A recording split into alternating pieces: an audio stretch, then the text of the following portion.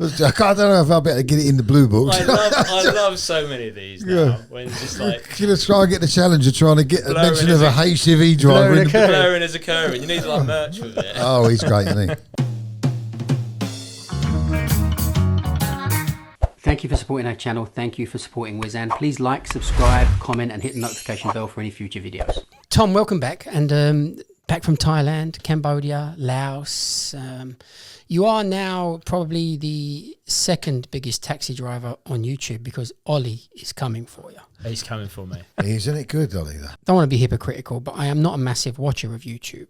Ollie's got a very therapeutic mannerism, isn't it? It's different. That what I like about it, and why people are like, oh, it's treading on your toes, whatever. It's like, no, like it's completely different because it's more like, look, this is the route I'm taking, and it is just that's the shot, that's what you've got. I mean, it's in my list of maybe I should try stuff like this. I'm glad someone's jumped on that, and there's going to be loads of other ways of attacking it as well. Yeah. I like the story behind my shift. You know, how I was feeling when I went to work that day, who I interacted with.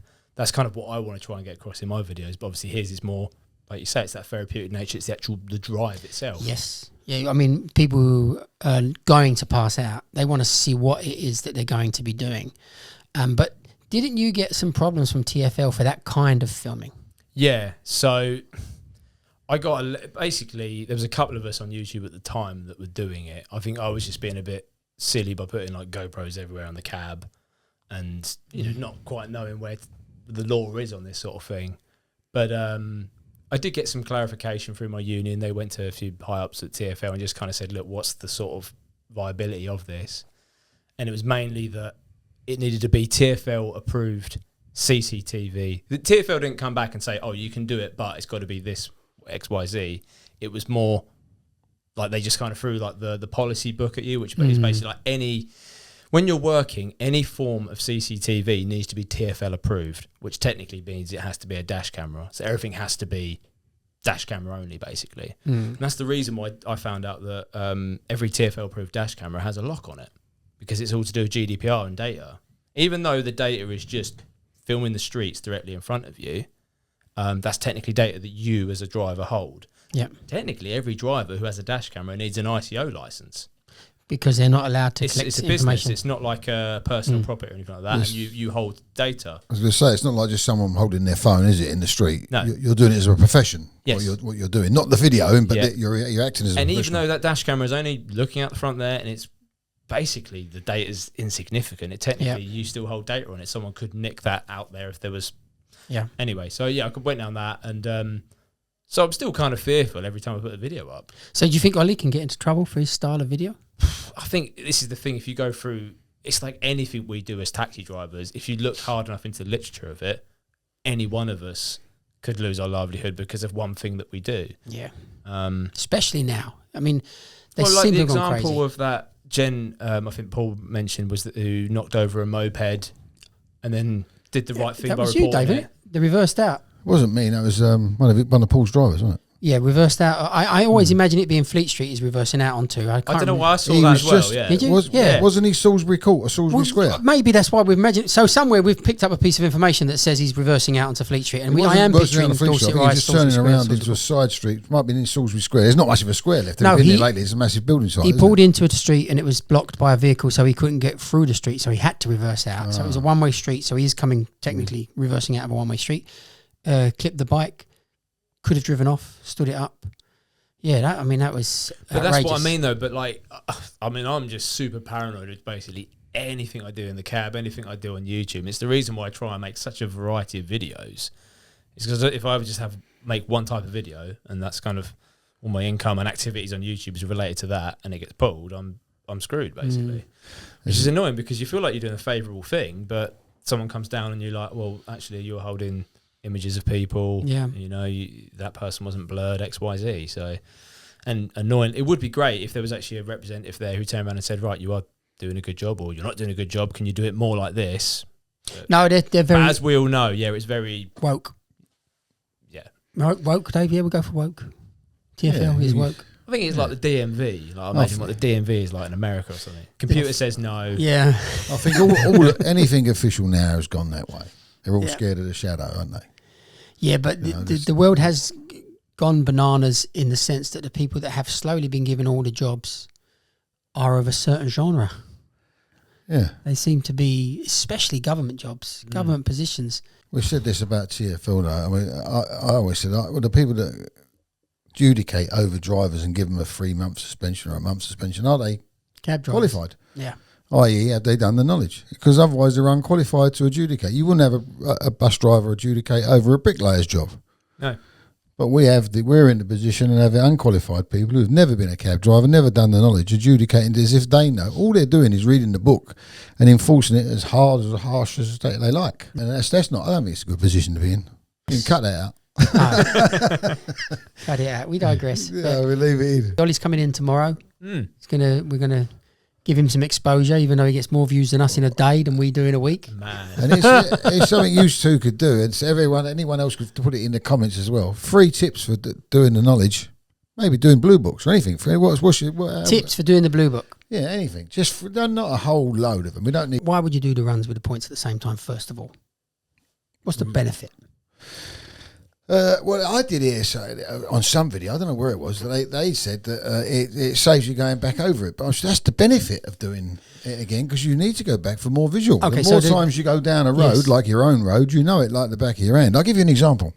When I drive in the country and I go out for lunch, I'm the slowest driver in the country because all those people drive. HGV? No, even in my I'm quick in an HGV because you can really push them ones around. But no, I am. I tell you why, because I'm not used to that country lane. I'm not used to where that bend comes up. I'm not used to the camphor. The people that live there and do that same route, because they have to drive as well all the time. They can't walk to the local high street. Most of them can't. They tend to, then they drive so fast. It's 60 mile an hour down a country lane and. What's that got to do with doing the points for the runs? That's familiarity. Oh, so the more times you go back over something, the more familiar you are with knowing where that right turn comes up. So let me point out what you just said. Someone who tries to do it from a map, for instance, and only done it from a map and street view, and that street view's out of date, and there's no longer a Starbucks on the corner, it's now a restaurant somewhere, they drive past the end of the turning. Anyone who goes up and down, has been up and down there multiple times, just go, God, they put something else on the end of that. Yes. So one of the things that they're pointing out as being the benefit, which is that you don't have to go back, that you're going to have to make less visits, is actually a negative. It is a negative, because the visits are an imperative to what you're trying to develop. So they've spun it into a positive when in actual fact it's not a positive. You're not gaining anything by the actual denying of extra visits or saying that you're not going to have to make extra visits. But they do insinuate that you're going to have to go back to Manor House Station. So if you're not doing the points while you're doing the runs, the insinuation, which is a bit of a smoke and mirror, is that you're going to go to Manor House Station to do your points, and then you're going to go to Gibson Square to do your points, which is not the truth. That's not what's going to happen. Your points are going to be organised based on their geographical position, one after the other anyway. Yep. But it is true. So what else do they say is a benefit to the doing it in with the points and the runs together? I don't know if it's been listed as a benefit, but I found that you could sort of use points in the middle of the route sometimes. So I did the knowledge in a really weird way. I just kind of cobbled all bits together, and it probably was against, I would have done much better had I had a bit of a better schedule. But, the theory, like you just alluded to, was that, you pick up some at the start, pick up some at the end. But I would actually kind of pick up some midway through, because that would help me with the actually remembering the streets and the roads. One that comes to me instantly now is Kentish Town Police Station was on Holmes Road, and I just thought I'd make the link of like Sherlock Holmes Police Station, that sort of thing. And then that was kind of midway through. I remember it being midway through a Blue Book run. Yeah, and then that helps see those turns as they happen. So what you're saying as well, though, is actually quite a good thing. So this is one of the tips in terms of an additional. If you've got extra capacity, if you're finding something easier and you want to lift it a little more. This is what you said, that extra capacity, though. It's obviously, if it fits. When you're doing it along the route, it's actually nowhere near as difficult as doing it outside of the route, because this is one of the things that people don't realise is, first of all, the difference between people isn't the techniques they use, but is their ability as an individual to absorb. Let's just use a number. You can remember 40 things, that's where you're comfortable. I can remember 50, you can remember 70. That's the difference in us as individuals. But the technique for us to remember those things is in essence pretty much the same. I think even Mark Rober does a video about it. And if not Mark Rober, there's another guy who's very scientific on YouTube who does a video about it. It's a video about we all learn in different ways. I'm a visual learner and you're not a visual learner. And they do some experiments and some tests, and pretty much it concludes that we all learn exactly the same way. And you're just kidding yourself with your techniques. But learning points along the route was something we always would suggest, and only do it when you feel comfortable that you're going past something. And if this run that you're doing is 25 roads long, then I don't really want to take much notice of this particular hotel because I'm already struggling with these 25 roads. But again, if the 25 roads are ones that you're semi-familiar with, then I will take notice of this, and my subconscious may remember it anyway. So, but then when you digress and you go outside of that and you maybe do a quarter-mile radius, for example, people don't realise, let's say the 8-point scenario, you're doing 8 points. Those 8 points are on 8 different roads that are not part of your run. So now there's 16 objects that you're remembering that are not part of the run. The run itself will be 12. Your capacity is 50 objects for the day. And you're now one run and one radius map in, and you're pretty much coming to the pinnacle of your capacity of what you can remember.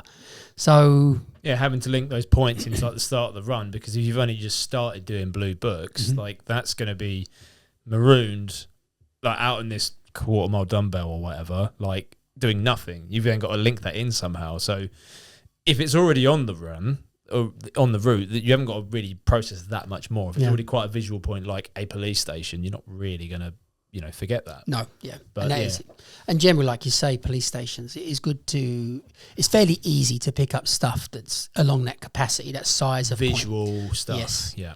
There was, for me, the points that I always found hardest, and I even gave up on them, is the more ordinary it was, the harder it was. And I used to point out something silly, like there was a house called Stargazer House, piece of cake. You see a house called Stargazer House, it's pretty much done.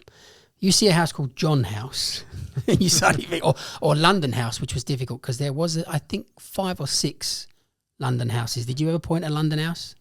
Can't remember. There was a Mecklenburgh Square London House. There was I remember that. There was a London House down in Merton Road, and there was you suddenly think, oh, is it really? And the chances of being asked it. We done the chances of being asked, and you pointed out you nailed a couple of 33 million to 1 shots, didn't you? Yeah. Few in a row. Was it Wilkins' appearance? I think all that was just being a bit overly curious about stuff. Like I still see it now. Like one of the points that came up, it was a Swire on my rec. It was Cherry Duck Studios, and I think that was because at the time The Apprentice had been on, and that was one of the design agencies down in Wapping that gets featured in The Apprentice. So obviously it was top of his mind, and I have no idea where I had it from. And then so just a few odd ones. Like it'd just be like it would have been a random nondescript house that, not. Yeah, like you say, you don't want to go out busting a gut trying to learn those because it's so improbable. Yes. But if they're there anyway, if you can just remember them for one reason or the other. Yeah, but what you pointed out, there is another phenomenon with the knowledge, which I really love. When you pull a point with no idea of how the hell you know it. Yeah. You've just, I'm doing the knowledge and therefore I've picked it up. Some stick. Yeah. Don't they, no matter what. Yeah, but they stick with you out and you didn't even know you even looked at it. You didn't even know that it was there in your repertoire and someone asked it. And do you that's how I drive a cab most days. Do you often find, though, sometimes, even though you're not 100% sure and you ain't heard of it for ages, someone gets in and says it, your first instinct is right. Yeah. Oh, yeah. Wherever you roughly thought it's roughly in that bit, and you quickly look and go, God, I was right. Yeah. Sometimes a postcode just flashes to my mind and I'm like, Bayswater. And then, you say it's like you doubt yourself. You think, oh, maybe it's not. And then, He used to say that, Pricey, didn't he? Right. He used to say that. Your first instinct is usually right. If when you're sitting in that chair, if you can't think of nothing else, just go with it. Yeah, no, your instinct is generally right. I work on that idea anyway when we're practicing points, that work on the reflex. So whatever's fired into your brain, fire that out. And in general, you're going to be correct and just trust that technique. And the problem you get from that is, as a lot of people point out, is you could say, for example, Oliver Plunkett Chapel is in Nightingale Lane. And then you think, where the hell is Nightingale Lane? And you're playing double catch up because you've got to place the point, and maybe even places like Chandos Place, Dave. Hey, little in joke there. Chandos Place. I'm not going to name names, are we? Don't name names. No, we won't name names. On St George's Day this year, there's someone we know very well was telling us. We know him very well. He got a cab, held a cab with a couple of his friends, and a cab pulled up with an examiner driving. And he asked for Chandos Place, and the examiner never knew it. And he said, "Where's that?" Well, it made us all chuckle. But saying about I think calling your blue books is probably one of the most biggest tips you say? You must call. You must have your language. Yeah. Well, yeah, it's got to be. You cannot go with many days, or say for a week you drop doing. You can't. You mustn't. You can't.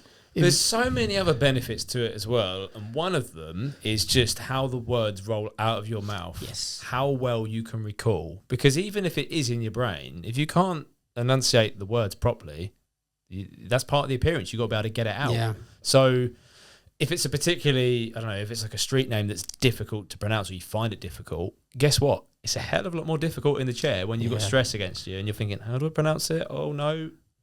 Did you find it sometimes it felt like an out-of-body experience because the words just come out of your mouth, and at the end of it you sat there going, how did I just say that? Yeah. Because the pressure's on, you're sweating, and it's running down. I used to say to people, look, if you could say this, if you can say, leave on Matilda Street, right Covenant Street, left Caledon Road, left Carnegie Street, right Mule Street, forward Road Street, forward Pondent Rice, forward King's Cross Road, right Acton Street, left Grazing Road, right Guildford Street, left Guildford Place, forward into Lamb's Conduit, right Great Emo Street, forward into Queen Square, or left into Queen Square. If you could say it as... I mean, I mumbled a little bit there, but... I followed all of that, though. Yeah. Right. If you can say it like that, I can think it 3 times faster than that, which means I can send that out and say, is that the direction I want to go in for a particular route? So you've got little feelers you can send out. Whereas if you can't say it, and a guy came today and he said to me, so I got to learn these runs, yeah? And I said, yes. So I read them, yeah? And I said, no, you don't read them. You've got to be able to call them without looking at it. And he went on a little bit further and he said, so when I'm reading these, I said, no, you don't want to read them. You want to be able to say them without looking. He said, oh, okay. So do I start at the top and I read them down? No. So I'm going to tell you one more time. You don't read them. If you can read them, you're going to get nothing. And the comparison to reading would be, you're going to read one of the Harry Potter books, and I want you to tell me what happened in the Harry Potter book, word for what it said, without making a mistake. So you've got to be able to say it. And the whole vocabulary, like you say, the speed of thought. And you're already trying to think of your direction. And if you can't say the words, you've just made the whole thing, by degree, drastically harder. So we're going to think of our direction, and the words is easy. The language is there, easy. And like you said, Dave, missing a day of call over, it's not such a disaster missing a day, but a day turns into a habit, and then it's a week, and then you're knackered, and then you start thinking, oh God, I used to be so good. With any of these things, it's just the repetition is where it compounds the magic in that. If you're going to the gym, it's like, it's not actually that one intense workout that's going to give you the results. It's the constant just stacking it, adding it each day, and just solidifying it. And I think the distinction you put there was that you're not reading the runs. I feel like when I used to call them, I would actually try and feel them. Like that's also an important distinction. So when you are making the lefts and the rights, you're seeing those lefts and rights come up. And whatever I could do to try and just make it as solid and visceral as possible. Because if you're just running through it, that's not... No, there is a couple of things that you just hit on there. For a start, when a lot of people are calling, and I think I'll probably guilty of it as myself as well, but you are leave on the left, do a right into thingy, forward into, and the and actions are actually expressing where your mind is thinking. But also, a lot of people make the fundamental mistake of thinking that seeing the 3D images of the street, the visualization aspect, the visualization aspect is irrelevant compared to the actual seeing of the map that you're looking at down upon, because that's GPS. Looking down upon your map in your mind's eye and seeing where you want to go off to get to Edgware, whereas you're sitting in the Marylebone Road now, just seeing Marylebone Road dimensions. Really, that's more like actual taxi driver view, really, not knowledge calling over in the chair, seeing the map line. Well, one trick I'd done for that actually was that, I don't know where I got the idea from, but I just drew up all of my Blue Book runs and I saved them in my phone. So I had 4 books, 320 runs, and I could look at that line and go, oh right, I know that's Manor Station at Gibson Square, and I know that's, I don't know any other Blue Books now, but you could just see that by the picture of that line, and then that would always sort of come to front of mind, and then I could just call it based off of that. Can you still call any Blue Book runs? No. Not even the first one? Just about. It's not going to be factually correct. I could see it, but I'm probably going to skip a road or something there. Did you pen the Blue Book runs? Yes, but that was it because I drew them in. Because rather than penning them every single time, maybe if there was one I was a bit stuck on or wasn't as good, I'd go back and pen it back up. But I had them all in saved. Pen them once, take a photo, and then I would then revert back to those photos. The repetition of penning the Blue Book runs is a time-consuming act that will have less reward than the actual act of doing other things, like calling them over. So the penning of Blue Book runs is okay when they're new. Once. Yeah. When it's new and you're trying to get some shape of what it did, yeah, great. But I see people that go out and they say to me, yeah, I pen my runs every day. And they say, oh, okay. How many did you do? Oh, I do 20. Well, you could have probably called 80. Yeah. And that calling of the 80 is going to be far more beneficial than that penning of 20. Plus, once you've done your Blue Books, the knowledge is penning on for a partner and calling. So there's loads of penning on that gets done later regardless. So... But do it once. When you just do it once, as you can see around the map, see where they go once. I think doing it once helps a lot of people. For me, I didn't care whether you do it or not. I don't think it's a necessity, but I do think for some people it's their first involvement of finding places on the map, looking at them, understanding where Manor House Station is on the map and following the roads through. It kind of helped as well before you went out and did the run to kind of have a rough idea where you'd go in. So you wouldn't go the wrong way up Green Lanes and end up at Wood Green Shopping Centre. Or, just... how far do I have to go before I get a right turn? Because that's the most frustrating thing when you're out running a run and you're just looking at every single street sign. Yeah. Not that one. Not that one. Did I miss it ages ago all the way back down there? Well, this would bring up the argument of having a map on your board. Yeah, I did. Which I'm completely against. against. Cabby's mate now. I didn't do it. No, a map on your board for me is like, what's the thing they do in the forest for children where they go on treasure hunts or they have there's a name for it, isn't there? There's a speciality for people who find their way through the woods. Scavenger hunt. Is it a scavenger hunt? Oh, no, I'm thinking of no, there is a name for it. Like orienteering. Orienteering. Yeah. That's the name. Yeah, well done. Orienteering. And basically, the idea would be this. With orienteering, it's about using all the technology that you have, maps and compasses and whatever, to get from A to B. But if you then took them away, you do the journey first once, and then you take all that away from them and say, do it again. But they can't. And the thing is that if you didn't give them any of that and they had to find their journey, they would have made landmarks all the way through. So when you have a map and you're reading that map or you're reading GPS, you're not creating any memories of landmarks or turnings or anything to make it better for the future. So they get confused and think that the idea is to get from A to B quickly when it's not. It's to get from A to B remembering as much as you can to be able to get from A to B. So at the map on the board, I always said, like you, Dave, with the drivers and my dad being a driver, when you open a map book and you want to look where you want to go, the fact that you're going to close it means that you're actually going to commit to memory key issues of what you looked at, and then you drive that. And that reenacting of what you've looked at is all creating a brand new memory and learning of what you did. Whereas with sat-nav people, it says turn left here. You take no notice of what you're doing. You do the left and so on. So don't have a map on your board. Yeah, I agree with that. Mm-hmm. I couldn't. I didn't have a... Didn't have a board. Yeah, didn't have a board to put it on. So I just had the books just on the top there with just the name of the streets, and that was all I had to go by. You had that Lamborghini bike, didn't you? Oh, Suzuki Bandit, mate. Suzuki, what is it, a 50cc? 600, mate. Oh, you had a proper bike. Yeah, because I was coming on the M11 on it, so I couldn't... Was it comfortable? No, not really. You're a little bit forward, didn't you? Yeah, and then the wind on the M11 and that board would probably just shatter into pieces, I guess, but... You didn't really do any miles on the bike, though, Dave. That's your claim 1100 to 1,100, isn't it? Yeah. So from new. But you had the miles already done. Yeah, I mean, I did go out sometimes in cars, and I've told you before, in trucks, and I was working. I've done. Yeah, you've done the dust cart. We did the dust cart one. It was brilliant. It's different when you've driven for that many years, and I was driving private car as well. So it was Great Mulberry Street, for instance, CNBC 16 Great Mulberry Street. What would I go and look at Liberties for when I've driven there for donkey's years? What would I go and look at? Palladium? I've been to the London Palladium in 1974. I went to see Petulia Clark and Mike Reid at London Palladium. So why on earth would I go back all these years I've been going there? Yeah. To look at something or it just seemed ridiculous. It's like looking at your own house. Well, you've just reminded me of a question that's come up on the YouTube about one of the videos. Can you do the knowledge by computer at home?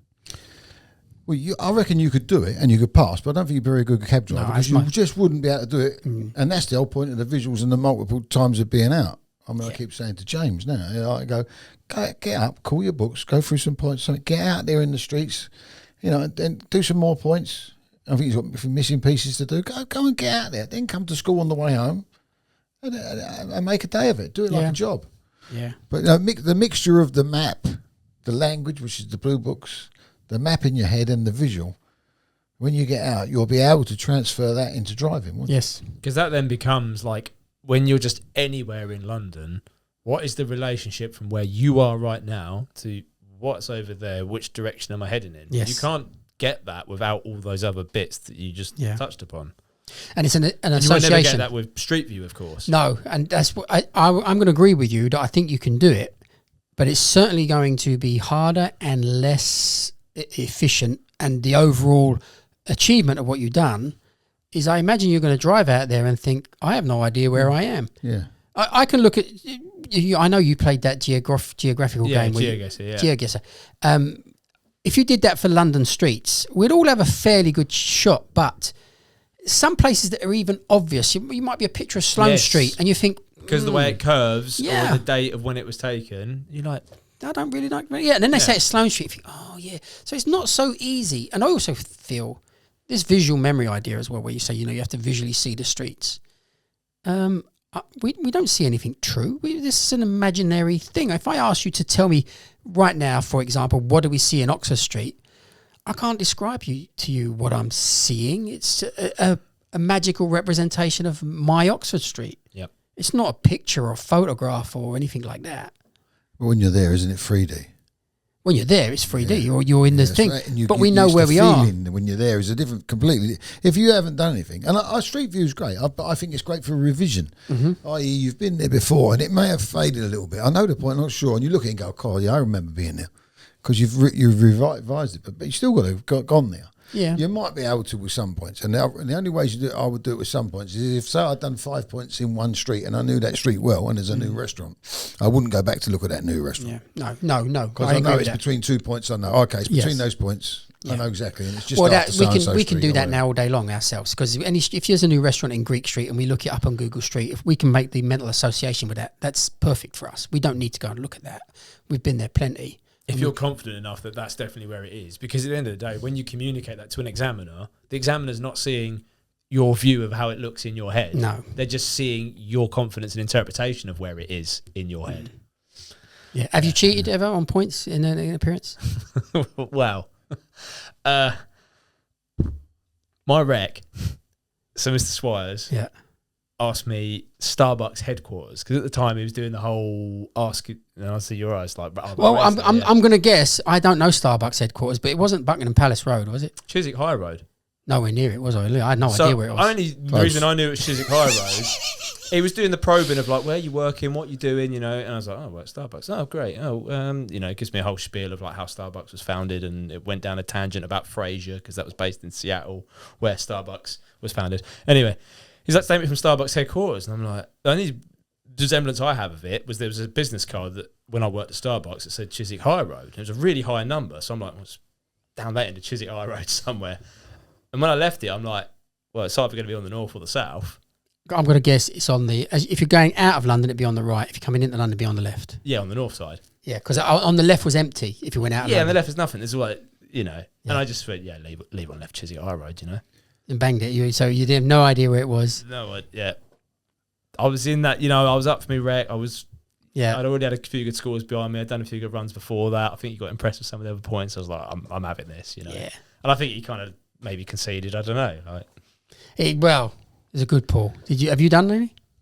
Done what? Blag the point. See, because when you do the point sheets, you're doing the point sheet. You've seen it come up for the past 5 days, and you've seen the answer for the past 5 days, and you kind of know. I remember what road it's in. I've just got to guess what side. Two things about that. One was I was going up for an appearance. I think I might have been 21, so that was 28. So I don't remember now, but it was either one. I know the examiner, and whether you leave the name in of Mr Hall, it's up to you. But I made a phone call to see what was coming out before I walked in, and there was. Where's the cinema? Wandsworth Plain, isn't there? I had no idea that was there. There was a couple of other points. I had no idea. And I quickly looked them up on the phone, walked in and got them and scored. I'd never been there. I didn't know. Whether you leave that in, because it might spoil it for other people, that they're phoning up and they won't repeat the points that morning or that afternoon. Oh, well, yeah. So I might drop someone in it with that. But, and the other one, I'll tell you one good point. I think I may have said it before, I don't know. Yeah. But this is true. It was Tony Swire, Mr Swire. He asked me, I always ask you some questions about yourself and your family, but he then asked me my first point, and he said the biggest McDonald's in the world. I know you're not going to get it, but I left a little pause there. It's on International Drive in Florida. That's because he'd asked me where my last family holiday was. I had already forgotten. I'm going, I don't know where that is. He said it was International Drive. I thought you would have got that. And he was my most enjoyable. Nothing against all the other examiners. They was all great. Every one of them, I think, is great. And although we rib them and everything else, but I do think they are. But he was my I look back with such great memories. I only had one with Tony Swire, and I had he made me such at ease and everything else. That it's probably one of my best appearances because of him putting me at ease. And he was so off the cuff and freestyle, wasn't he, really? Which is great. Yeah, and it's kind of, you're going off the cuff and freestyle, but with stuff that the student or the candidate could get. You know, if for example, if he asked me Dean Street to Warrington Crescent, it's off the cuff, but there's got to be in most people's repertoire. And he could pick this stuff that kind of, if you're looking out, we generally can find things that are related to ourselves and find them easier to remember. I mean, he was a I'm going to get a little tearful. He was a wonderful guy. I liked him a lot. Yeah, he asked me David's Road, and I knew it was down by Forest Hill Station. I couldn't remember if you get it right out of it or not, so I went, I don't know that. I did know it, but I dropped that. So he asked me James. My middle name's James. My son's James. He asked me James Street. It's a Frampton Street. Which one? Oh, and that's St James Street, the other one, isn't it? James Street. I said James. He asked me James Street to Frampton Street. That's like that name like that. So I'm sure there's 2 James Streets. Yeah, I came across one of that the other day. I'm like, there's a James Street there. Yeah, I think it's in the city somewhere. Your one's Oxford Street. Yeah, that up there. Yeah. And then the other James Street. Right, we'll skip the James Street. We're going to a King Street. There's 4 King Streets. Oh, there's more than that. Yeah. Ain't there? I don't know. Well, see if we get more than 4. Cabbies, mate. I think I typed in King Street. Within the 6 mile radius. So we go King Street, Hammersmith, and King Street, St James's. Yeah. King Street City, Cheapside. The Wharf Road, King and Queen Street down there, isn't it? King Street W6. Yeah, they've done that, Hammersmith. I'm just going roughly on the west coast. EC2. Yeah, Cheapside and whatever. King Street Mews, N2. No, we ain't having that. That's a bit up King Street N17, that's out, isn't it? Yep. King Street N2. Finchley? No, N17's got more chance of being touching N2 is going to be... King Street SW1. Which we had, St James's. Yeah, that's St James's. So we're free. There's King Street W3. Acton. Chiswick. West Free, it's a bit far out. West Free, isn't it? That's outside the knowledge, isn't it? West Free? Acton, that's out. Yeah, I think that's out, Tom. I'm sure there's 4 in. So we need the 4th. Out, yeah. It's not too far from Horn Lane. Is it the other side of Horn Lane? It's just outside of it, yeah. So you're from West. He doesn't. I know you may have moved there. You're from West, so he thinks they're in London. Yeah, you can pick up a job there on the way. There's Windsor. SW1, TW1, UB2, W3, W6, WC2. WC2, that's the other one. We missed it. Yeah. WC2. Covent Garden. Of course. Covent Garden. So there was 4 King Streets within the realms of the 6 mile radius that you could pull off. So we managed to get the 3 of them, but not the 4th. And I worked Covent Garden. I was there the other day buying my shoes. Yeah, but he was my most enjoyable. I must admit, I do look back and think, I did enjoy it. I tried engineering my rec one from him. So I'd already done a few scores. I think a few AK runs. I thought I probably scored here. Well, on those 2 at least. And then he's like, right, where else have you been pointing recently, Mr. Hutley? And I'm like, Trafalgar Studios, Whitehall? You know, like just keeping it central. Yeah, so don't get too daring. Like, where else have you been pointing? And I'm like, ooh, Charing Cross Road? Yeah. I think he saw through it. He asked me that down at Catford recently. He asked me that where he'd been pointing. I'd actually walked along. I was up. They just moved to Baker Street as I finished, and I walked along Diorama Theatre. Is it pronounced like that? Diorama, diorama. I say. What does that mean? Yeah. What is a diorama? Is a box that you make with a set in it. He did tell me because he knew everything. He said, "Do you know?" I said, "I've just been there. Triton Street, is it that pedestrian little bit, but also you can go in and loop out, can't you?" It's like a forecourt almost. Yeah. Oh, this is the Euston, isn't it? That's where it is. Yes, it's Osnaburgh. Right by Mila Whitehouse. Yeah, that's it. Right there. Yes. And that was, he asked me to go from there, and he said, "Where's your wife work?" Marks and Spencer's. I said, "Which one?" He went. And Pantheon. Yeah, Pantheon. So I went from there to Pantheon. Go on, do you want to call it? No, from there? At the time, I think at the time. Well, it wouldn't be easy, would it? Because you're coming straight down at it. And is the Pantheon the one nearest to Tottenham Court Road or the one nearest Marble Arch? You need Poland Street to get on it, didn't you?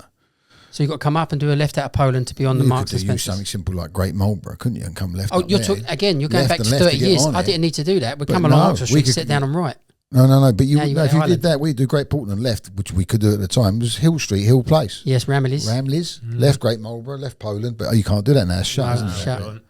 So now you'd have to just go straight down Regent Street, left Now, Great I Marlborough, suppose now, you do that. Yeah. left it at Poland. No, Yeah. Poland. And I'll say this as well. This was the last one, and I thought I'd done probably enough to score before that. Although he doesn't like to nick points off you, tease you with points.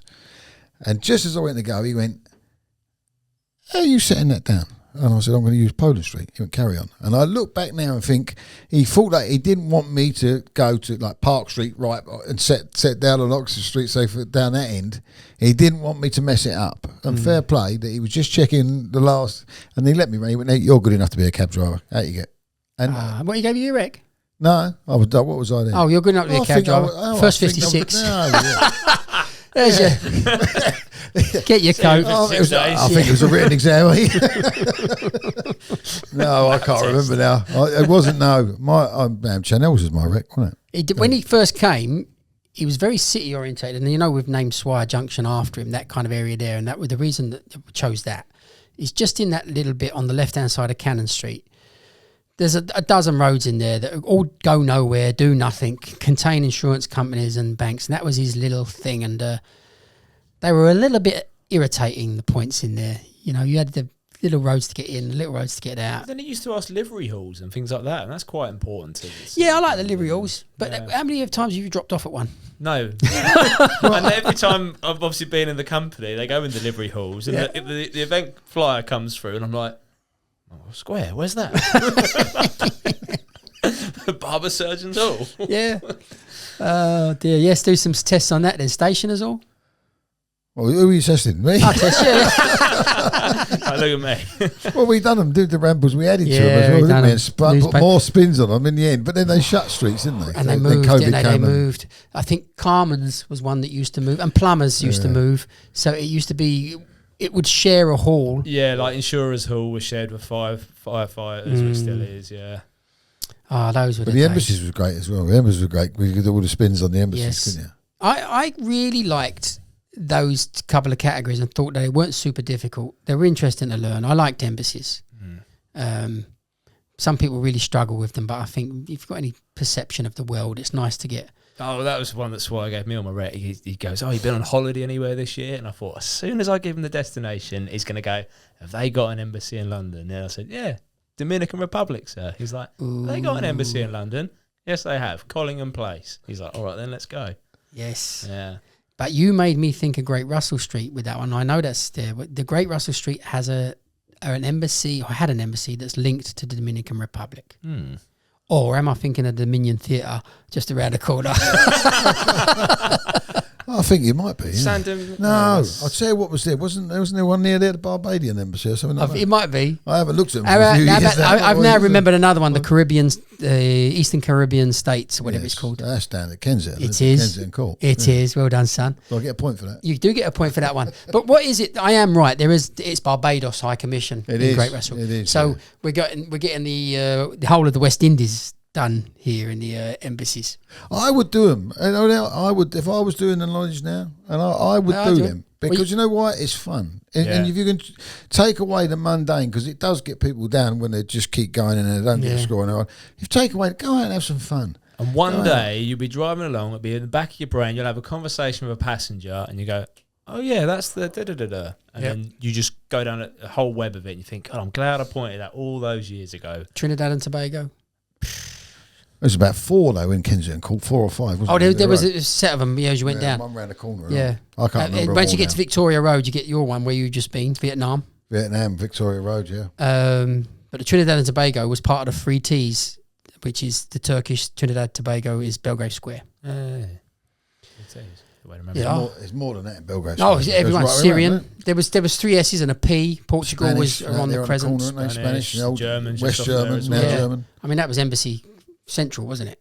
Anything around Belgrave Square, Embassy Central. And what about pubs? They still ask pubs on there? Because I mean, only what made me think then is The Grenadier, when you've gone Belgrade, that's like... Oh, yeah. That was the pub that got arsed, wasn't it? It's Wilton. It's so out the way. Is it Wilton Crescent? Wilton Place, Wilton Crescent, yeah, the side there, isn't it? What's it called there? Wilton Mews or something? It's a little thing, isn't it? It's a funny back there, isn't it? Yeah. The Grenadier.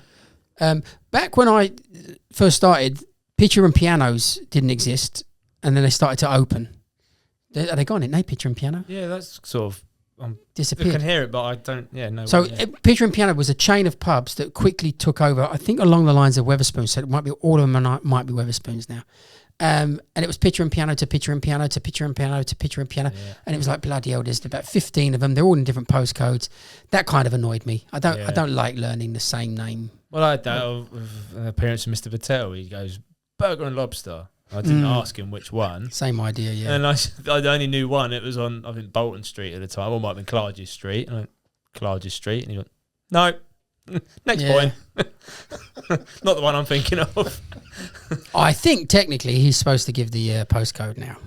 Yeah. Give us a clue. I don't know whether I should have questioned back, but again, that's the disadvantages of not going to a school. I didn't know. So yeah, I did have this argument recently when I think the examiner, Mr White, had said no, they don't necessarily have to give the postcode. But I'm thinking, yes, when you're giving a Burger and Lobster to a Burger and Lobster or anything like that, or you're asking something that's 7 of them, it doesn't really make sense that you're going to now basically be able to say no, even if I'm correct. Yeah. So you should give the postcode. I knew it was 100%. I couldn't name any other ones if you said any other ones, but... Yeah, but if something's a one-off, then you don't need to. No, no, of course. Like the Albert Hall. The Albert Hall. I still ask which one, when not Albert Hall, but certain. If it's a point I can't pull and someone comes up and goes, oh, take me to this restaurant, there's only like one of them. Yeah. I just go, which one? Yeah, you're doing Dave's trick. One in Blackheath. One in Blackheath. No, not that one. One in Kensington. I pulled up, was it that last week before, and I was talking to you, remember I was talking to you on the phone, and I pulled up to talk to Dean on the phone and parked in Kensington, someone tapped on the window and they went, Dishoom, yeah. And I went, which one? Which one? He said, I don't know. I don't know. Yeah. Which one? That turned out to be the one in Derry Street. Yeah. Well, we had I don't know, again, might be repeating ourselves, which might bore people, but I did Charing Cross Station and they come out and wanted Hard Rock Cafe. Yeah.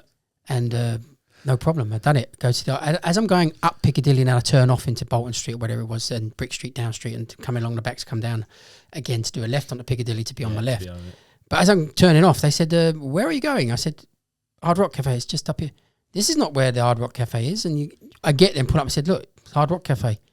That's not the Hard Rock Cafe. You want the Hard Rock Cafe in Piccadilly? And I say, yes, the Hard Rock Cafe in Piccadilly. I'm thinking, no. Both in Piccadilly, yeah. And it's a bit stupid, isn't it? Yeah. It is a bit like, well, I mean, obviously, technically, it's Piccadilly Circus, the other one. Yeah. And I phoned people at the time, they didn't know it either. I'm sure I've said that story many times, so it might bore people, that one. No. Yeah, Hard Where Rock. are we going this then? We come back on Blue Books? Yes, Blue Books. Yeah. So that's where it all leads. Here's one thing that I find with a lot of beginners is that they want to try to see and do the whole picture rather than understanding that it's a 1,000-mile journey with one step at a time. So they're thinking, what do I do next? Well, have you done Manor House Station at Gibson Square? No, well then don't worry about what you do next, because without that, there is no next. So one run at a time, be able to call it, learn as many as you can in a day, repeat it, again, move on, one book at a time, second book, finish 4 books. These are the steps. But they do get ahead of themselves. And back in the day, there were people, I've seen it happen several times, where they're doing the run, for example, Manor House Station, and let's say they're leaving from the north side of Green Lanes, crossing Seven Sisters Road. And they will try to add crossing Seven Sisters Road as being part of it, not realising that there will be a run later on that comes down Seven Sisters Road that you will realise is crossing Green Lanes, and you'll realise the connection later. Oh, I see. So they put the word crossing as that mental frame to where no we one are crossing over a road, yeah. Yes, and they've been doing it for loads, and it's this overkill of stuff that's going to accumulate just because you're doing the Blue Book runs. And to add to that as well, that's where the link runs and the reverse runs, it's an overkill in the same sense that if you've done the 320 runs, there are now enough roads in your repertoire nearly to run all of those with what you've got. But you can at least look at let's say the links, which will be slightly harder than the reverse. The links, you could look at that and say, what do I not know? And then learn what you don't know. Yes. Rather than going through 320 links and saying, I'll do all those. There's a load of them there that you'd know from the experience of the forwards. And for the reverse, it's even greater, The runs that you can, manifestation at Gibson Square works backwards. Yeah. Thornhill Square to Queen Square doesn't work backwards exactly the same, but the one-way system that you will hit is learnt on other runs anyway, so it's not a difficult run to reverse. And this is the process of beginners point to point. Don't overkill yourself. So there are people at the moment doing this. So if you are doing this, I think you're making a bit of a mistake. You're doing the runs forward, you're doing the link, and you're doing the reverse. You are going to take a hell of a lot longer to complete your task, and you could have just done the 320 runs and seen how much of the other two aspects you didn't know and covered those just by the fact of what you didn't know. I think that became my guiding principle later on in the knowledge, was that you learn more from what you don't know rather than just patting yourself on the back and doing everything right. Like when you call a point-to-point run and you do it amazingly, don't like pat yourself on the back and be like, yeah, aren't I great because I got the most perfect line. That's just should be standard. It's the ones when you get like a big old banana and you're like, ooh, I need to sort that out. So that's what you then need to look at and go, right, I need to bloody work on that, make a good note of that, and then just come back to it again and again and again. And people beat themselves up.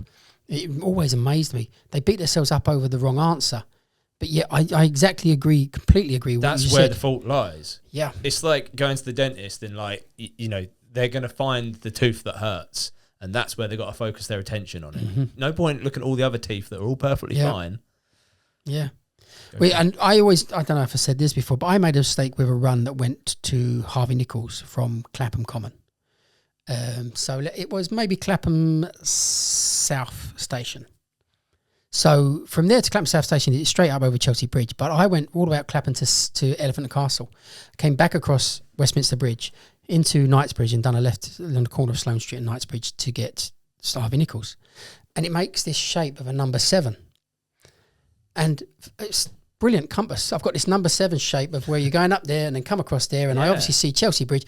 And from the wrong answer, I have a really excellent shape embedded in my brain to create right answers. That kind of run of Chelsea Bridge would never go wrong again. So make mistakes, learn by your mistakes. Don't beat yourself up over your mistakes. Laugh at your mistakes and make them quickly. That's the other thing. Don't sit there for 20 minutes thinking about it and still do a run that's rubbish. If you were sitting in the chair now, with all you know, how long would it take for you to start the calling? Oh, dear. You mean really? Yeah, so I give you 2 points, for instance, now. Yeah, go on. I'm not going to do it. No, but, And to give you 2 points, how long do you think I'm not saying you're going to take now, physically you take. Well, test it how long do you think is acceptable? Oh, I think a load of times acceptable. Yeah. Because, let's put it this way, right? The three of us here are experts. There's no doubt about that. We're experts at what we do. And if either one of us put either one of us on the spot right now, we would need to put our brain into a different gear, focus on what it is, just check a few things in our head. We'll even have a fear factor of the fact we're supposed to be experts. Put us in a cab and we'll drive away easily in the direction we want to go and arrive at our destination. But that's not the knowledge. The knowledge is come up with an answer and speak it. So I think this idea of always, if you're pointing out about hesitation, I think hesitation is a misnomer. It just shouldn't exist. It's a rubbish idea of telling someone that they need to know the answer, but you need to know it instantly. Give me a break. You let me think about it and come up with the right answer. And as I get to my choices, let me think about those choices. I am lucky because on my knowledge, hesitation didn't exist. There was no such thing. It came in the year 2000. I'd already been out 4 years. Having said that, and there's 2 examples, right? There's 2. You got one guy that he called within 2 seconds. It wasn't the best line, but it was acceptable. And he called it really quick and he called it well and he called it within 2 seconds. There's another guy who's took several minutes, if you like. I could be over 6 to think of it. He's excruciatingly called it, mumbled his way through it, but he's called a better line. Who gets the score? Who gets the better score? Oh, it's painful, isn't it, for the examiner to listen to? It can be very painful. But under obviously the scoring system, it's the guy who hesitated that gets the worst score, really, doesn't it? It's because it is quite a killer in terms of marks. That's what it does. I think that if you know yourself, you're sitting there at a set of lights and you're at a main junction or something, or it's Piccadilly Circus, for instance, and someone gets in, you can't be sitting there. Can you going?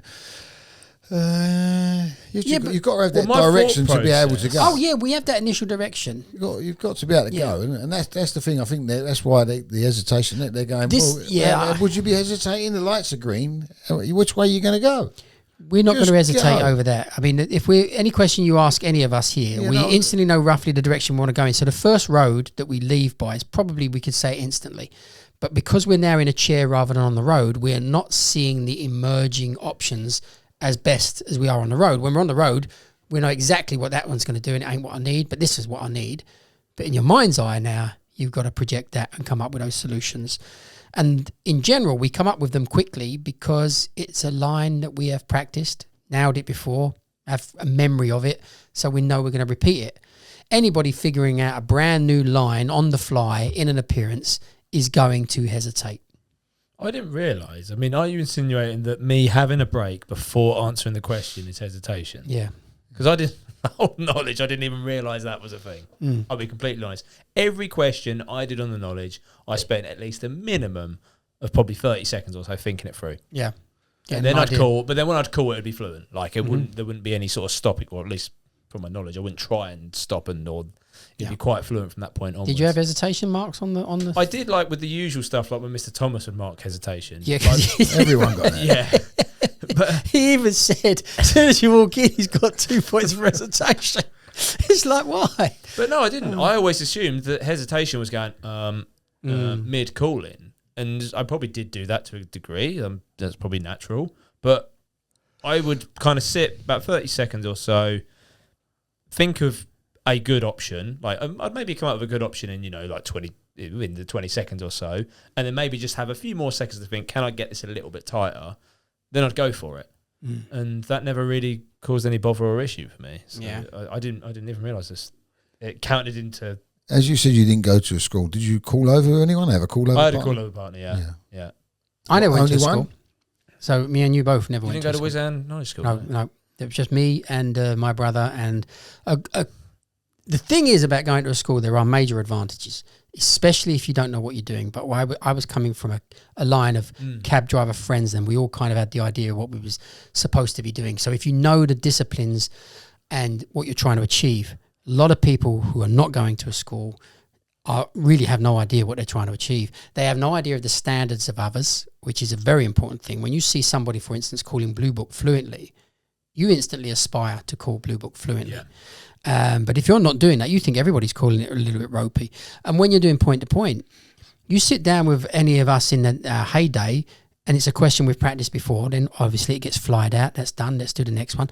They are not seeing that, and they're answering their questions much more slowly and still getting them wrong. I do believe that no matter how fast or slow you answer it, it's pretty much going to be the same answer, and it's going to be wrong. You may as well get it wrong quickly than to take time to get it wrong. About going to a school or not? Oh, going to school, yeah. So I didn't, you didn't. It isn't a necessity, and I used to always tell people it's not a necessity. Having a call-over partner was a massive... Oh, an absolute necessity, yeah. You need something of that, because the amount... That probably shaved many months off it. Yeah. If you go to a school, you've got multiple people there to bounce off as well. Yeah, no, I do think there is I think you hit something there as well when you said about having someone in the family, because that is so true. That's why so many people, like sons and nephews and nieces and whatever, did, because they had someone to tell them how the knowledge, like we're saying here, they would have told them how the knowledge works. If you didn't have someone in the family, and you didn't go to a school, you would be going up and down like basically dead end roads, wouldn't you? Like find yourself wasting your time doing something. That's probably a survivorship bias then, almost, isn't it? Whereby there was a lot of people who have friends and relatives within the cab trade, as a result that they had friends and relatives in the cab trade to get them into it. Yes. So that would have been the more dominant than someone who doesn't have. Yeah. At least back in those sort of times before schools were more. Absolutely, there were more. Basically, that was the advertising. Yeah. You would persuade whoever it was that you cared about. You wouldn't just say it to anybody. It would be someone you cared about. You'd say, this is for you. You need to do the knowledge. It's going to be great. And I don't know if I've been away from it a long time, but I don't think it's happening as much. Well, I think back then that was a very clear, I did this is the results you get. And if you look at the other paths and options that would have been available to you in society at that time, there would be a lot less options. Now it feels like there's too many options. Well, you can go and be a superstar on YouTube. You can go do TikTok. You can go to university. You can go do all of these other things. And it's just like paralysis through analysis. There's too much stuff to do. Yeah, and they're all looking for the... short-term gratification. Yes, least resistance, isn't it? The path of least resistance. Yeah. Whereas I have to say, I think driving a cab, if if with our expertise, if I was a teenager, as I was 18 years old, I know for a fact that the best path I could take with the skills that I most likely have from my communal garden background would be to do the knowledge immediately. 100%. And have my badge by 21. And then from that, you can springboard with the safety net of a really secure job for life to try to do other things. So your YouTube channel, for a start, your YouTube channel is about the taxi trade, but it could have been about anything. But if you wasn't a taxi driver, then there would be no supplementary income. No, yeah. So your YouTube channel would have to work. Like, yeah, this is it. Like you could very easily, many people could go and start a business and in 3 years it could be really profitable and you could make way more money than you could in a cab. 3, 5 years, whatever. But it's not a proven path. Like you don't know. It could happen, it might not. But with the knowledge, it's a pretty certain path that if you just go in, do these steps, commit, turn up, get the scores, it will happen. Major security. That's the great thing about it, is that it's just a case of when. You just plug it in and go. Ginger Cabby asked a question the other day, which was quite deep. For Aaron, it was quite deep. How long do you think we got left? I don't. Did anyone feel that silence? You made the sound of something from Star Trek. I don't think we actually know, do we? And I say my suspicion, with the apps getting involved in the knowledge, I kind of think that the first things to go will be private hire. Yeah. And I don't mean all go totally. They will start to go because some of their journeys will be replaced. I don't think black cabs will go for a long while. They'll be the last thing to go because of the stations and hotels. And also, I'll give you another example. I don't know if I've said this on here before. If you was a lone female at 10 o'clock, 11 o'clock in a dark winter's night, walking out of a restaurant to get a cab, would you rather that there be 3 driverless cars that you've got to try and tap your credit card in to get in? It's now not working. There's no signal. And there's strange guys hanging around that you now feel frightened, or would you rather 3 black cabs with 3 black cab drivers standing there? You can instantly get that help. You've gone down the driverless route, but I don't think it's going to be that would finish it off. I think that's still a long way off. Yeah. In like central London kind of realm stuff, because we've got sort of driverless trains, but there's still operators, planes and stuff like that. I think there's way too much nuance to driving that can't be just replaced overnight with driverless. Well, you've hit it when you say even the fact that we have driverless trains, the things are on tracks, they can't get lost. Yeah. So therefore, the driverless train isn't even going for it on a safety aspect of one thing goes wrong and you lose a whole trainload of passengers. But couldn't you have something similar to that? Like they do in Disney, I don't know if it's the Epcot Centre world, at Disney, they have them cars that are on tracks. They're not actually on physical tracks. They'd be on physical routes. Like those pods they do at the Terminal 5, that go from central London to say Terminal 5. So you may find the airports or whatever it is, but they're going to have just journeys that go to set places. This is one of the reasons it doesn't work. I think I'm not sure if it was Singapore. You'll have to ask your daughter. But one of the cities is very, very modern, and its roadways are very modern, and the driverless cars work based on the painted lines that are in the road. So it can read those easier than it can. And that was where it didn't work in London so much about that kind of thing.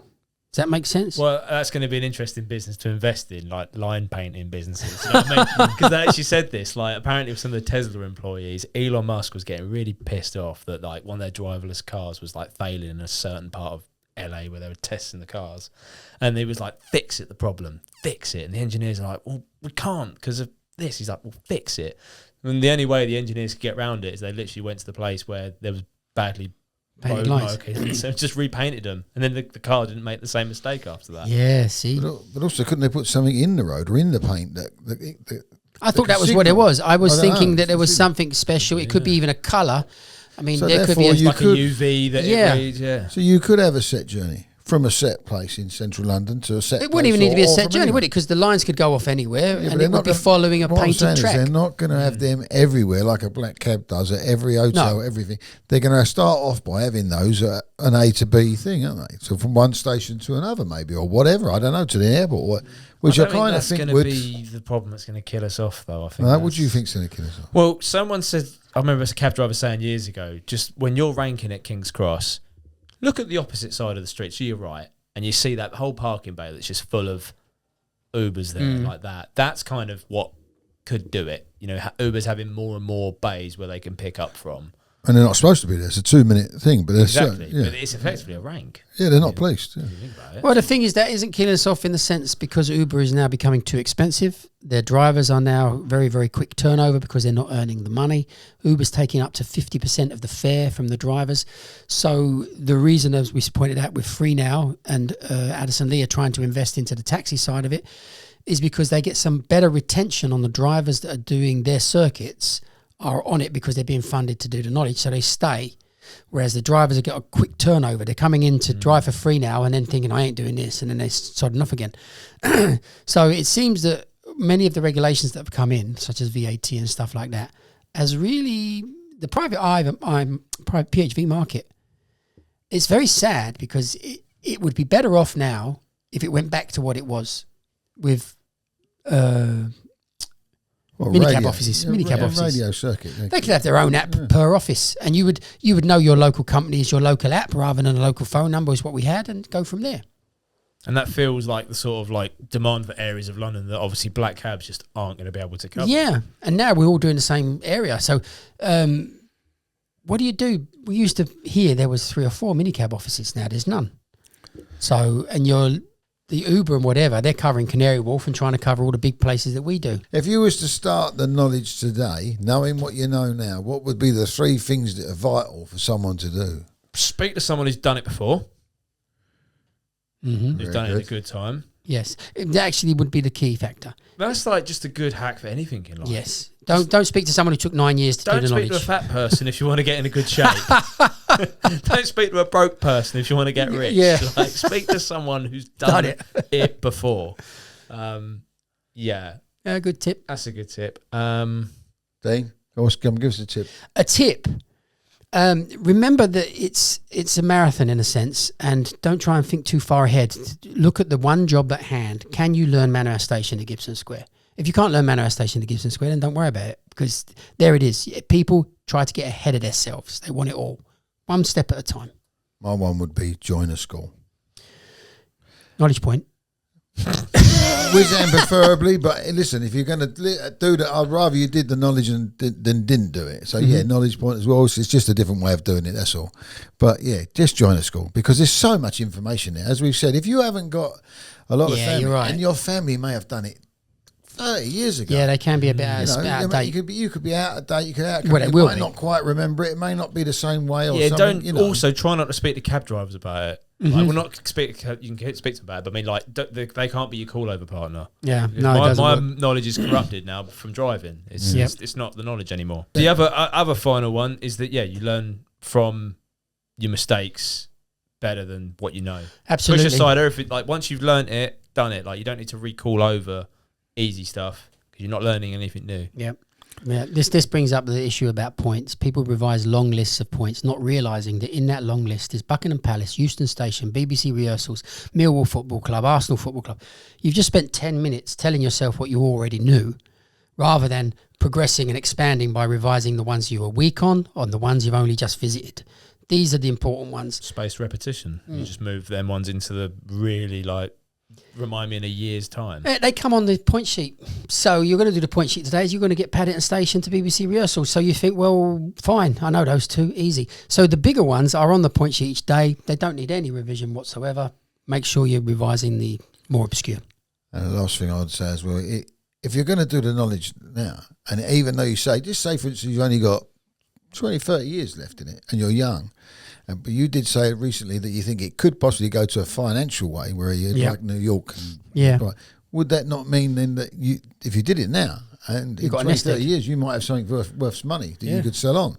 Yeah. They couldn't take it off you, could they? No. But would they take away the right? They couldn't take away the right to sell it on if they're selling it on. Surely you would own that. I would suspect that would we hold the badge. So if you're going to make a medallion system like New York, then we own the badge and it would be mine to sell. I'd suspect. I would always just say, out of my cold dead fingers is the only way they will get my badge back. Charlton Heston. It's too hard. It's just too hard to get it to say, oh yeah, here, have it back. I'm not going to do it anymore. Or what could you have then? You'd have a different system, which is you can keep your badge and keep working, but the guy who's coming through has got to pay 250. Well, if we're going in the future, he's going to be paying £500,000 to £1 million definitely for his badge to work as a cab driver. And then he would need to be able to sell it on to recoup that money. He would, he's got a bought one. Yeah. You haven't got a bought one. Yes, I bought it with my money, blood, sweat and tears. If anybody has any tips that you want to pass on to anybody who's doing knowledge about how to do the Blue Book, how to do points, then just put them in the comments below, and then I'm sure that you'll have some interesting information that somebody will learn something from. Thomas, thank you. David, thank you. You're the man. You're the man. I think that was a nice podcast.